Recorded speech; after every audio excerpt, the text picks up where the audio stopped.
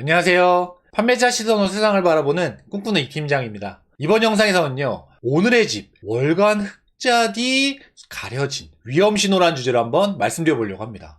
여러분들 오늘의 집에 대해서 알고 계신가요? 저는요, 오늘의 집하고 직접 판매자로서 거래도 해봤고 상당히 관심이 많은 채널입니다. 왜냐하면 버티컬 플랫폼 중에서 오늘의 집, 마켓컬리, 무신사 이렇게 다 잘 나갔던 업체들이잖아요.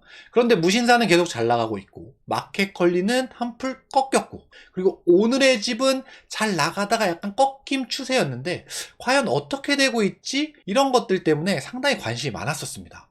그런데 오늘의 집이 실적 발표를 한동안 안 했었어요. 본인들 실적 예전에는 정말 잘 나간다, 우리 많이 성장하고 있다, 우리 거래액 이만큼 늘었다, 이런 것들을 계속적으로 언론에 발표를 해왔거든요. 그런데 작년 4월 달에 큰 투자, 2천억이 넘는 투자를 받고 나서는 그 다음부터 실적 발표를 잘 하지 않았습니다. 제가 궁금해서 계속적으로 찾아봤는데 잘 발표 안 하더라고요. 그런데 제가 어제 제가 운영하고 있는 단톡방에 어떤 한 분이 오늘의 집 흑자 전환했어요 이러면서 기사를 올려줘가지고 그걸 봤습니다. 그게 과연 어떤 거였냐면 바로 이거였습니다. 오늘의 집 월간 흑자 전환 성공, 위기 속 성장.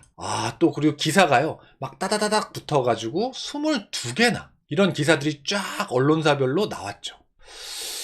야, 22개나 기사가 나올 정도면 상당히 실적이 좋은 건가 본데? 그래서 이 내용을 좀 봤더니 2023년 11월, 지난달에 이 오늘의 집이 월간 흑자 전환을 했다는 내용입니다. 11월 달 월간 매출액이요, 작년 11월 대비해서 42%나 성장했다. 그리고 거래액 방문자 수가 역대 최고였다. 이걸 이 오늘의 집이 기사를 쫙 언론사별로 뿌린 거죠. 22개 이 언론사들한테. 그래서 언론 기사들이 그 똑같은 내용을 똑같이 쫙 동시에 기사를 올린 겁니다. 오늘의 집이 기사를 뿌렸을 텐데 오늘의 집이 왜 갑자기 흑자 전환 요 뉴스를 뿌렸나? 단순히 그냥 우리 월간 흑자 전환 했어요, 이거 자랑하려고 그래서 올렸나? 물론 그랬을 수도 있습니다만 저는 약간 좀 의심이 많아서, 그리고 오늘의 집이 월간 흑자 된 거에 대해서 약간의 의구심이 있어서 좀 더 꼬아서 한번 좀 생각을 해봤죠. 오늘의 집은요, 작년 2022년 4월 달에 2,300억을 딱 투자받습니다. 어마어마한 금액이죠, 사실은 이런 버티컬 플랫폼들한테는. 지금 2,300억을 투자받고 나서, 그리고 나서 2022년 4월 이후에는 오늘의 집이 실적 발표를 잘 하지 않았어요. 처음에는 이런 생각을 했습니다. 이미 투자 받았으니까, 큰 금액 투자 받았으니까 굳이 이제는 본인들이 잘하고 있는 걸 알리고 싶지 않아서인가? 처음엔 그렇게 생각했었어요. 그런데 이 혁신의 숲에서요, 이 오늘의 집의 트래픽 지수를 좀 보다 보니까 이게 실적이 안 좋아서 안 발표했구나 라는 생각이 드는 겁니다. 요거는 오늘의 집의 트래픽 요 지수 데이터를 갖고 온 건데요, 이 오늘의 집은 2021년, 22년 상반기가 피크였습니다. 왜냐하면 오늘의 집 같은 경우는 사람들이 집에서 인테리어, 가구 이런 것들을 사는 플랫폼이잖아요. 그런데 2021년에 뭐 왔습니까? 기억하기도 싫은 코로나 왔죠. 그리고 코로나가 처음엔 엄청나게 무서운 건 줄 알고 사람들이 집 밖을 안 나갔어요. 집에만 있다 보니까 가구도 바꾸고 싶고 TV도 바꾸고 싶고 저렇게 전구는 마음에 안 들어, 왜 이렇게 인테리어 마음에 안 들어, 그러면서 이런 것들을 하나하나 바꿨단 말이죠. 그런데 거기에 특화된 플랫폼이 바로 오늘의 집이었던 거죠. 그래서 오늘의 집이 2021년, 22년 쭉쭉 올라갑니다. 실적들이 쫙쫙쫙 올라가요. 그걸 바탕으로 2022년 4월 달에 2,300억을 딱 투자 받는 거죠. 그런데 이 트래픽 지수에서 보면 2022년 요 7월 달을 정점으로 하고 계속적으로 트래픽 지수가 떨어지고 있어요. 2023년 9월 달까지. 이거는 이제 사람들이요, 사실은 예전에 코로나 때는 처음에는 무서웠죠. 근데 이제 작년 하반기부터는 코로나가 많이 걸려도 내가 걸려봤더니 별거 없더라 이러면서 그냥 밖에 나가기 시작한 겁니다. 집에만 있지 않았어요. 작년 하반기부터는 코로나가 끝나지 않았음에도 불구하고요. 그러니까 거기에 좀 수혜를 받던 게 쫙 빠졌던 거죠. 게다가 거기에서 이제 이 트래픽을 또 끌어가는 또 한 이커머스 회사 있지 않습니까? 모든 트래픽을 끌어가는 쿠팡의 빠른 배송이 있기 때문에 쿠팡이 쫙 이런 것들을 끌어가니까 이 오늘의 집이 상대적으로 이렇게 떨어졌습니다. 그래서 사실 이 트래픽 지수만 보면 아니 이게 계속 이렇게 떨어지고 있는데 아니 매출액 최대 맞아? 아니 거래액이 최대가 맞나? 이런 생각이 들죠. 제가 그 오늘의 집의 손익을 최근 3년의 손익을 갖고 왔는데요. 2020년도부터 2022년까지, 작년까지 매출액은 꾸준히 올라갑니다. 그런데 영업 적자는 계속적으로 커왔어요. 여기서 여러분들 잘 보셔야 될 건 2020년도에서 2021년도에 이렇게 성장한 거는 찐으로 이렇게 성장한 겁니다. 매출이요. 그런데 2021년도에서 2022년도에 성장한 요 매출은 잘 보셔야 되는 건 비록 한 60% 정도의 어떤 매출 성장이 이루어졌지만 2021년도에 오늘의 집은 자체 배송을 시작합니다. 이 자체 배송이라는 건 직매입을 뜻하거든요. 직매입이라는 건 쿠팡의 로켓 배송 제품 같은 겁니다. 즉 직매입을 하게 되면요. 원래 플랫폼으로서 중개만 할 때보다 매출이 뻥튀기가 돼요.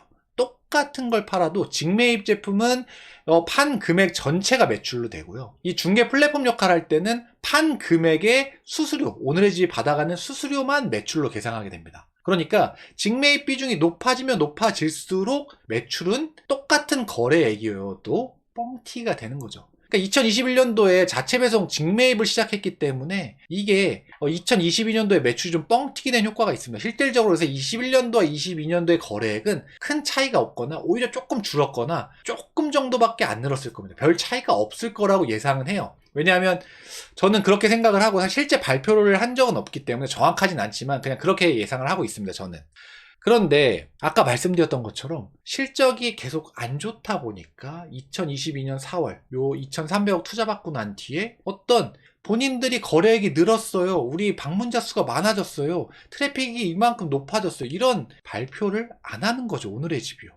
그래서 제가 오늘의 집이 실적이 안 좋은가 보다. 되게 실적이 궁금한데 발표를 안 하네? 이런 걸 계속적으로 해오고 있다가 어제 딱 그 뉴스를 보게 된 겁니다. 월간 흑자 전환. 그러니까 제가 이렇게 의심을 좀 하는 겁니다. 제가 오늘의 집을 좀 오랜만에 들어가 봤더니 여기서 실시간 벨스 제품을 봤어요. 그런데 이게 보면 어제 날짜거든요. 12월 21일 14시 10분 기준으로 실시간 벨스 제품을 봤는데 8개, 1위부터 8위까지 제품을 가져왔는데 여러분 좀 이상한 느낌이 있으시죠? 왜냐하면 오늘의 집하고 안 어울리는 제품들이 상단에 많이 차지하고 있어요. 버팔로잉, 아기치즈, 동원참치, 로션, 물티슈, 이게 실시간 베스트 1위부터 5위까지입니다. 아니 오늘의 집하고는 좀 어울리지가 않죠. 가구나 뭐 인테리어 제품들 이런 게 있어야 될 것 같은데 6, 7, 8위는 그런 제품들이에요. 그런데 1위부터 5위까지는 카테고리가 좀 다른 제품. 그러니까 오늘의 집도 사실은 마켓컬리처럼 이게 성장의 어떤 한계를 느끼다 보니까 이제 인테리어나 가구 이런 걸로는 한계가 왔어. 우리가 이제 가공식품이나 어떤 생필품이나 이런 걸로도 카테고리를 늘려야 되겠다 싶어서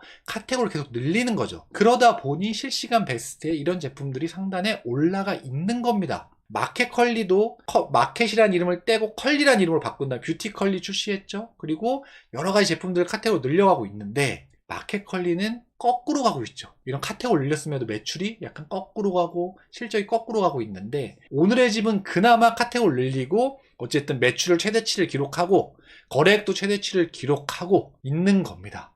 그런데 어떤 메인인 상품들이 사실 1위부터 5위까지 이런 다 오늘의 집하고 어울리지 않는 상품들인 게 조금 저는 여기서 왜 이럴까? 여기 몇 가지 정도 한두 개만 좀 포함이 돼 있다면 오늘의 집과 어울리는 상품들이 대부분이고 한두 개만 오늘의 집과 어울리지 않는 이런 식품류나 뭐 생필품이 포함돼 있었다면 크게 의심을 안 했을 것 같은데 1위부터 5위까지가 다 생필품이다 보니까 먹는 거라든지 이런 거다 보니까 좀 의심이 되는 거죠. 오늘의 집이 뭐 노력을 안 한 건 아닙니다. 오늘의 집도 이 사람들을 계속적으로 모집하고 사람들을 모으고 체류를 오래 시키기 위해서 이 오늘의 가든이라는 게임을 출시했어요. 앱 내에 오늘의 가든이라는 게임이 있는데 이 게임은 작물을 키우면요. 그 작물을 실제 고객한테 주는 겁니다. 이거 어디서 많이 본 것 같죠? 여러분들 올웨이즈의 올팜이라는 게임과 거의 유사하다고 보시면 됩니다. 이 올웨이즈의 올팜이라는 게임이 어떤 장점이 있었나요? 소비자들을 그 앱 내에 체류를 시켜주는 거죠. 오랫동안. 그래서 이 오레이지 올팜 효과가 있다 보니까 11번가라든지 컬리라든지 이런 오늘의 집이 그 올팜이란 게임을 그대로 따라합니다. 그래서 그래서 오늘의 집은 오늘의 가든이라는 이름으로 요거를 하게 된 거죠. 이러면서 소비자들을 오늘의 집 앱 내에서 체를 오래 지키려고 노력을 하는 뭐 여러 가지들을 해왔습니다.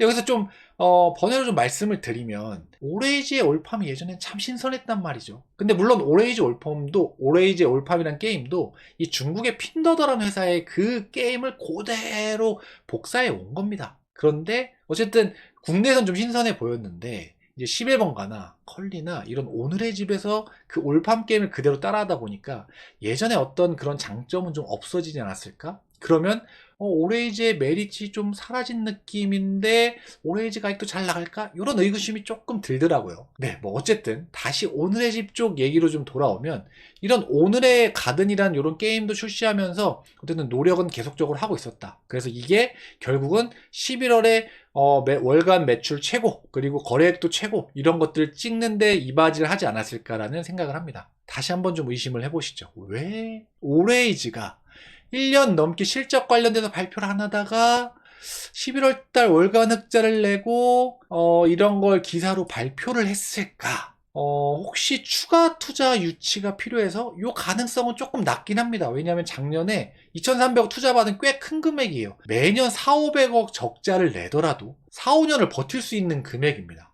그런데 오늘의 집이 아까 직매입을 계속 늘린다고 했죠. 자체 배송 제품. 이 직매입을 늘리다 보면 어땠습니까, 여러분들? 쿠팡이 그랬듯이, 마켓컬리가 그랬듯이 직매입 비중을 높이면 물류센터도 만들어야 되고 배송기사도 이렇게 고용해야 되고 이런 시스템도 만들어야 되고 이러다 보니까 초반에 돈이 많이 듭니다. 적자가 커져요. 그래서 오늘의 집이 적자가 좀 올해 많이 커졌나? 그래서 어떤 추가 투자 유치가 필요한가? 이런 의심을 조금은 해보는 겁니다. 그리고 이럴 수도 있겠죠, 여러분들. 11월 달 월간 흑자니까 이 한 달간 흑자다 보니 여러분들 비용을 어떤 걸 넣을 때 연간으로 비용을 넣어야 되는 것도 있고 분기별로 반기별로 각각 이렇게 비용을 내야 되는 것도 있어요. 월간으로 넣어야 되는 것도 있지만 근데 연간으로 내는 거, 분기로 내는 거 이런 것들을 11월 달에 매출 비용으로 넣지 않고 12월 달에 이렇게 몰아서 넣으면 11월 달 비용에서 빠질 거잖아요. 그래서 그렇게 약간 착시 효과로 흑자를 냈다고 하는 것 아닐까라는 그냥 또 제 의심을 또 해보는 겁니다. 혹은 또 11월 달에 뭔가 필요해서 지금 시점에 뭔가 이런 좀 흑자를 냈다거나 혹은 좋은 실적을 냈다라는 걸 보여주기 위해서 11월 때 좀 광고비를 써서 좀 트래픽을 올리고 거래액을 높이진 않았을까? 이런 의심을 해봅니다. 혹은 투자자들한테 보여주기 위해서 이미 투자한 사람들한테 그런 건 아닐까라는 좀 의심병 말기 환자인가요? 그런 의심을 하게. 어쨌든 이 오늘의 집이요. 이 월간 흑자를 기사로 발표를 한 건 기사를 쫙 뿌린 건 분명히 어떤 이유가 있을 겁니다. 제가 생각하는 요 이유가 아니더라도 뭔가 이유가 있을 수는 있다. 제가 왜 이런 의심을 하냐고요? 여러분들 이 티몬이나 뭐 다른 플랫폼들에서 이런 거 많이 보였어요. 업계 최초 월 흑자 전환 티몬이 막 2020년도에 이런 기사를 막 때립니다. 그런데 결국 2020년도에 티몬의 이 실적은 어땠냐? 연간으로 따지면은 영업 적자가 600억이 넘었습니다. 근데 이렇게 막 월간 흑자 막 이런 걸 막 광고를 했었거든요.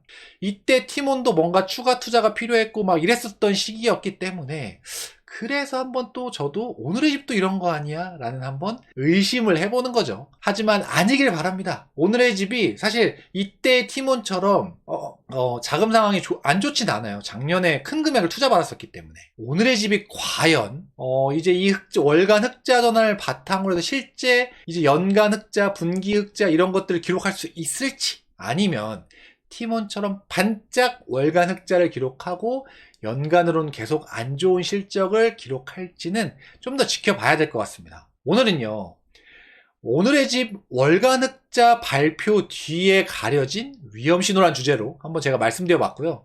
오늘 제 영상이 도움이 되셨다면 좋아요랑 구독 그리고 댓글까지 달아주시면 제가 이 채널 유지하는데 정말 큰 도움이 됩니다. 다음번에는요. 더 좋은 영상으로 찾아뵐 수 있도록 하겠습니다. 이상 꿈꾸는 이팀장이었습니다. 감사합니다.